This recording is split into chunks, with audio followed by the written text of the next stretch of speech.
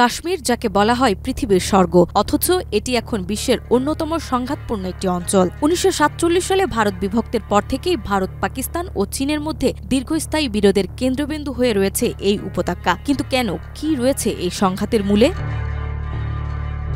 ১৯৪৭ সালের ১৫ই আগস্ট ভারত ও পাকিস্তান স্বাধীনতা লাভ করলেও কাশ্মীরের ভাগ্য রয়ে যায় অনিশ্চিত। তৎকালীন হিন্দু শাসক হরি সিং স্বাধীন থাকতে চাইলেও পাকিস্তানি বিদ্রোহীদের আক্রমণের মুখে তিনি ভারতের সহায়তা চান। ফলস্বরূপ ভারত কাশ্মীরের বড় অংশ নিয়ন্ত্রণে নেয় এবং বিশেষ মর্যাদার শর্তে অঞ্চলটি ভারতের সঙ্গে যুক্ত হয়। অন্যদিকে উত্তরের কিছু অংশ যায় পাকিস্তানের নিয়ন্ত্রণে। ১৯৬২ সালে চীন পূর্বাঞ্চলের আকসাই চীন দখল করে নেন। কাশ্মীর ইস্যুতে ভারত পাকিস্তান ১৯৪৭, ১৯৬৫ ও ১৯৯৯ সালে ৩ বার বড় যুদ্ধের মুখোমুখি হয়।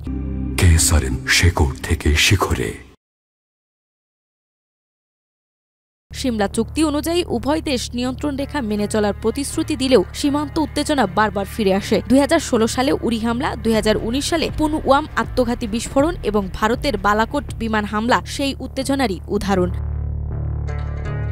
২০১৯ সালে মোদী সরকার জম্মু ও কাশ্মীরের বিশেষ মর্যাদা বাতিল করে এটিকে দুটি কেন্দ্রশাসিত অঞ্চলে রূপান্তর করে। এতে রাজনৈতিক অবস্থান বদলালেও সহিংসতা ও বিচ্ছিন্নতাবাদী তৎপরতা পুরোপুরি থামেনি। এখনও হামলা, হত্যাকাণ্ড ও নিরাপত্তা উদ্বেগ নিয়মিত ঘটছে, যার সর্বশেষ নজির পেহেলগ্রামের পর্যটকদের ওপর হামলা।